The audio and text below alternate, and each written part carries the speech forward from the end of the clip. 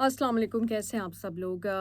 अभी हम देख रहे हैं G7 समिट में नरेंद्र मोदी की हालत बिल्कुल ऐसी है कि एक फ़ंक्शन लाहौर में अक्सर होता है कि शादियां 10 बजे ख़त्म हो जाती हैं और उसके बाद जो लोगों को लाहौर का, जिन लोगों को नहीं पता होता कल्चर, वो 10 बजे के बाद पहुंचते तो उन्हें पता चलता है कि यहाँ तो अब खाना भी नहीं मिलेगा और शादी का फंक्शन और लाइटें वगैरह सब बंद हो चुकी हैं। तो नरेंद्र मोदी की हालत बिल्कुल ऐसी है कि जब वो G7 समिट में पहुंचे हैं, तो लाइटें वगैरह बंद हो चुकी थी और जो मेन एक्टिविटीज़ है, जो एक जॉइंट स्टेटमेंट्स थी, मुलाकातें थी अहम, वो सब कुछ हो चुका था। डोनाल्ड ट्रंप ने एग्ज़िट ले लिया था और नरेंद्र मोदी वहाँ पर पहुँच रहे थे। सबसे पहले तो वहाँ पर जो सिख बिरादरी है, उन्होंने उनका जिस तरह से इस्तकबाल किया, वो भी मनाज़िर आपके सामने। दूसरा एक बड़ा अहम नुक्ता ये है कि जब ऐसी मीटिंग्स का या ऐसी कॉन्फ्रेंसेस का मकसद होता है कि आप नए दोस्त बनाते हैं, आप नेटवर्किंग करते हैं, आप दूसरे जो अपने काउंटर पार्ट्स होते हैं दूसरे ममालिक के, उनसे मुलाकातें करते हैं, उनसे कम्युनिकेशन करते हैं।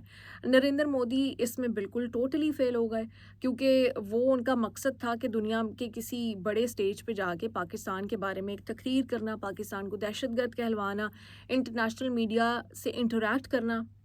इंटरनेशनल मीडिया से वो इंटरैक्ट नहीं कर सकते क्योंकि वो अंग्रेज़ी नहीं बोल सकते।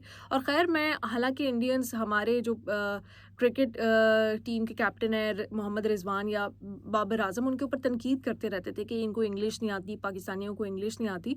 लेकिन उसी मुल्क का जो वज़ीर आज़म है, उसको इंग्लिश नहीं आती। अब इंटरनेशनल मीडिया को वो फेस नहीं कर सकता, उनसे कम्युनिकेट नहीं कर सकता, उनके सवालों के जवाब नहीं दे सकता।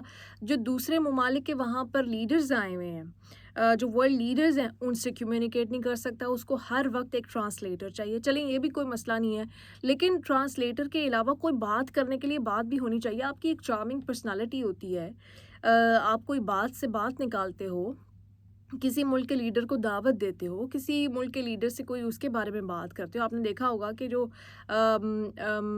बाकी जो वर्ल्ड लीडर्स थे, वो आपस में कैसे घुल मिल गए थे, वो बातें कर रहे थे, वो हंस रहे थे, उनके चेहरों से नज़र आ रहा था कि एक अच्छी केमिस्ट्री उनमें थी। और ही वॉज अलोन, वो सिंगल आउट हो रहे थे नरेंद्र मोदी इस मौके पे, और पीछे खड़ा करके उनकी तस्वीर ली गई। इंडिया अपने आप को क्लेम करता रहा, ये अपने मुल्क में जाके क्लेम करते हैं कि फोर्थ लार्जेस्ट इकोनॉमी है।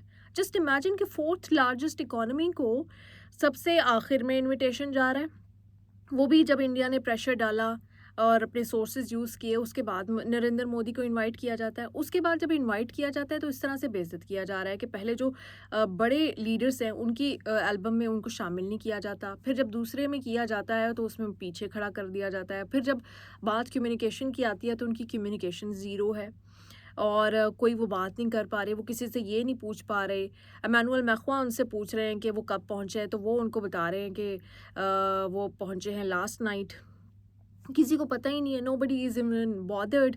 ये जो इंडिया के लोगों को एक उनके साथ धोखा किया गया है, उनको साथ जो ब्लफ किया गया है इतने सालों कि वो बेस्ट हैं, दुनिया में हर कोई उनको जानता है और वो एक बहुत बड़ी कौम, बहुत बड़ी नेशन, बहुत बड़ी कंट्री, बहुत इंपॉर्टेंट सिग्निफिकेंट कंट्री बन चुके हैं। तो वो सब का सब जो बबल था वो बर्स्ट हो गया। पहले इंडिया और पाकिस्तान के तनाज़े की वजह से जब पूरी दुनिया पाकिस्तान की तरफ खड़ी नज़र आई, फिर जिस तरह से इन्होंने डिप्लोमेटिक मिशन भेजे, वो सारे के सारे फ्लॉप हो गए। अब खुद नरेंद्र मोदी एक वर्ल्ड स्टेज पे मजाक बन के रह गए हैं कि एक मुल्क का वज़ीर आज़म जो किसी लीडर से कोई एक जुमले से ज़्यादा बोल नहीं सकता, उसके मीडिया को अंदर नहीं आने दिया जा रहा, उसकी कोई, मैं in simple words, I don't want to use harsh words, but उनकी कोई वर्थ नहीं है, उनकी कोई औकात ही नहीं है उनसे ज़्यादा। जो है साउथ अफ्रीका और जो बाकी कंट्रीज़ थी, जो इतनी बड़ी कंट्रीज़ भी नहीं है, उनको ज़्यादा इम्पोर्टेंस मिल रही है।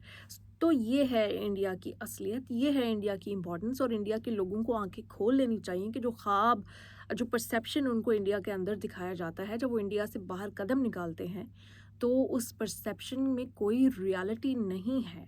उनके साथ धोखा हो रहा है, उनके साथ झूठ बोला गया है, कोई वर्थ नहीं है। पैसे ज़्यादा कमाने वाले की वर्थ नहीं होती। आपकी जो इंटेलिजेंस है, आप अगर जीनियस हैं, اس کی ورتھ ہوتی ہے. سب لوگوں کو پتہ ہے کہ انڈیا کے ساتھ اگر انہوں نے انڈیا میں کسی سے تعلقات بنانے ہیں تو وہ امبانی سے بنانے ہیں, وہ اڈانی سے بنانے ہیں, جو ان کی 4-5 بڑی فیملیز ہیں ان کے ساتھ بنانے ہیں. They don't need Narendra Modi اس ریجن میں کہ ان کے ساتھ وہ اچھے تعلقات, یا انڈیا کے ساتھ اٹس سیلف وہ اچھے تعلقات بنائیں. وہ 4-5 شخصیات سے باہر سے اٹھ کے کوئی بھی تعلقات بنا لیتا ہے. خیر, تو یہ وہ سچ ہے جو انڈیا کو ماننا. پھر آتے ہیں انڈینس کہنا شروع ہو گئے کہ اسامہ بن لادن تو بیکاری پاکستانی یہ وہ. سب سے پہلی بات تو یہ ہے کہ جس ملک میں اٹیک ہوئے تھے 9/11, اس ملک کا صدر پاکستان کے آرمی چیف کے ساتھ لنچ کرنے جا رہا ہے. اس ملک کو کوئی پرواہ نہیں ہے, اس ملک کے لوگوں کو کوئی پرواہ نہیں ہے. کوئی نہیں کہہ رہا کہ اسامہ بن لادن پاکستان سے ملا تھا. بیگانی شادی میں عبداللہ دیوانہ بننا چھوڑ دیں. اسرائیل کی جنگ, اسرائیل کے سپورٹر بن کے آپ ذلیل ہو رہے ہیں پوری دنیا میں کہ وہ ان لوگوں کو پوری دنیا میں موسٹ ہیٹڈ کنٹری ہے اس وقت, اور آپ اس کے ساتھ کھڑے ہیں, آپ کے لوگ اس کے ساتھ کھڑے ہیں, جا کے سوشل میڈیا پہ ذلیل ہو رہے ہیں. اور یہاں پہ اسامہ بن لادن کے آپ بڑے ایڈوکیٹ بن گئے. جس ملک کے ساتھ مسئلہ ہے اس کو کوئی پرابلم نہیں ہے. ڈونلڈ ٹرمپ کو مسئلہ نہیں ہے, یو ایس کو مسئلہ نہیں ہے, یو ایس کے لوگوں کو مسئلہ نہیں ہے. وہ آرمی چیف کا استقبال کر رہے ہیں وہاں پہ. پاکستانی جو ہیں وہ جا رہے ہیں, زندگیاں گزار رہے ہیں. آپ نے ایک ورڈ سیکھ لیا گودی میڈیا سے, اسامہ بن لادن, اور اسی میں آپ خوش ہیں کہ پاکستان میں تو اسامہ بن لادن ملا تھا. کلبھوشن یادو بھی پاکستان میں ہی ہے, اس کی بھی کبھی بات کر لیا کریں, اس کا بھی نام لے لیا کریں.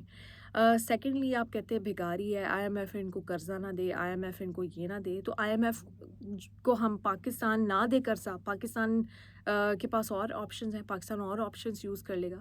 آئی ایم ایف کی منتیں تو نہیں کرتا پاکستان. آئی ایم ایف کو بھی کوئی فائدہ نظر آتا ہے پاکستان میں تو آئی ایم ایف پاکستان کو قرضہ دیتا ہے نا. درد دل کے لیے تو آئی ایم ایف پاکستان کو قرضے نہیں دے رہا, پاکستان کو کنٹرول کرنے کے لیے قرضے دے رہا ہے نا, پاکستان کی پالیسیز کو کنٹرول کرنے کے لیے جو ویسٹ کا خواب ہے.